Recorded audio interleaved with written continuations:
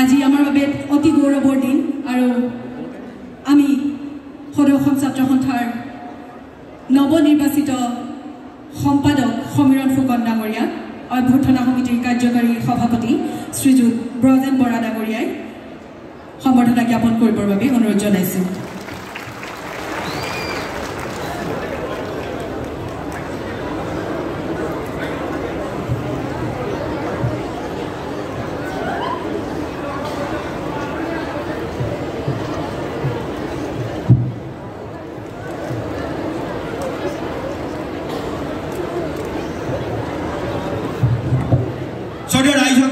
আপোনালোকে এটাই বেজাৰে হাত থাপৰি আমাৰ অতি মৰমৰ শিৱসাগৰৰ গৌৰৱ সমীৰণ ফুকনক এটি শুভেচ্ছা জনাবৰ বাবে সাধাৰণ অনুৰোধ জনাওঁ আৰু আশা ৰাখিম যে পৰৱৰ্তী সময়ত সমীৰণে দৰে প্ৰতিটো খোজ ৰাইজৰ হকে দিয়ে দেশৰ হকে দিয়ে তাৰ বাবে আপোনালোকে চকু ৰাখিব আৰু পুনৰবাৰ আপোনালোকে যে আমাক এনে এটা সুবিধা প্ৰদান কৰিলে তাৰ বাবে কৃতজ্ঞতা জ্ঞাপন কৰিছোঁ আৰু পুনৰ কৈছোঁ পৰমেশ্বৰৰ ওচৰত প্ৰাৰ্থনা জনাব যে সমীৰণে অবাধে নাযায় নিজৰ বাটেৰে আমাৰ বাবে কাম কৰিব পাৰে। ধন্যবাদ ধন্যবাদ।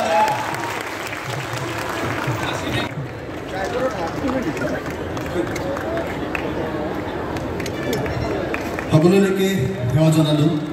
শিৱসাগৰ মোৰ ৰাজনপুৰ সেৱাৰ থলী আৰু সদৌ অসম ছাত্ৰ সন্থাৰ খোজকেইটা মোৰ হেঁপাহৰ খোজ। এই খোজত কেতিয়াবা ভুল হ'ব পাৰে। ইয়াত সন্মুখত আসন গ্ৰহণ কৰি থকা প্ৰতিগৰাকী মাতৃসময় মাতৃ পিতৃসমূহ জ্যেষ্ঠ ব্যক্তিসকল আৰু যুৱ প্ৰজন্মৰ সহযোগিতা বিচাৰিলোঁ। এটা বাটৰ সন্ধান কৰিব লাগিব, জাতিটোক শক্তিশালী জীয়া জাতি হিচাপে ৰাখিব লাগিব। খিলঞ্জীয়া মানুহৰ অধিকাৰ থকা খিলঞ্জীয়া মানুহৰ দত্তপতি থকা এখন অসম আমি গঢ়িব লাগিব। সমাজৰ ব্যাধিবিলাক দূৰ কৰিব লাগিব। আৰু বুকু সোধা কৰা বহু ঘটনা সংঘটিত কৰা ড্ৰাগছৰ দৰে মহামাৰীৰ বিৰুদ্ধে আমি যুদ্ধ কৰিব লাগিব। ড্ৰাগছ উৎখাত কৰিবৰ কাৰণে আমি সংকল্পবদ্ধ হৈছোঁ আৰু এই ক্ষেত্ৰত ৰাইজৰ অভিভাৱকত্ব বিচাৰিছোঁ। কালিলৈ পুৱা সাংস্কৃতিক শোভাযাত্ৰা আছে সদৌ অসম ছাত্ৰ সন্থাৰ এই সাধাৰণ সভাৰ লগত সংগতি ৰাখি ৰাইজৰ অংশগ্ৰহণ একান্তই কামনা কৰিছোঁ।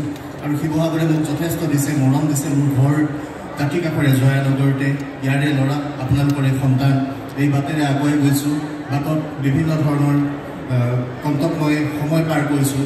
উত্থান পতন সকলোৰে সাক্ষী শিৱসাগৰৰ ৰাইজে বুকুৰ উমেৰে মোক জীপাল কৰি ৰাখিছে। সেইবাবে শত কোটি নমন জনাইছোঁ শিৱসাগৰবাসী ৰাইজৰ ওচৰত। আৰু মোৰ সেৱা আপোনালোকলৈ জনালোঁ। নতুন প্ৰজন্মৰ সহযোগিতা বিচাৰিলোঁ। ৰাইজে বিচৰা ধৰণেৰে সদৌ অসম ছাত্ৰ সন্থাক আগবঢ়াই লৈ যাব লাগিব। আপোনালোকৰ সংগঠন সদৌ অসম ছাত্ৰ সন্থা আমি কেৱল পৰিচালনা কৰিবৰ কাৰণে আহিছোঁ। ৰাইজৰ অভিভাৱকত্বৰে সদৌ অসম ছাত্ৰ সন্থা আগুৱাব আৰু অসমীয়া জাতিটোক এটা শক্তিশালী জাতিসত্তা হিচাপে সমগ্ৰ বিশ্ব দৰবাৰত প্ৰতিষ্ঠা কৰিম।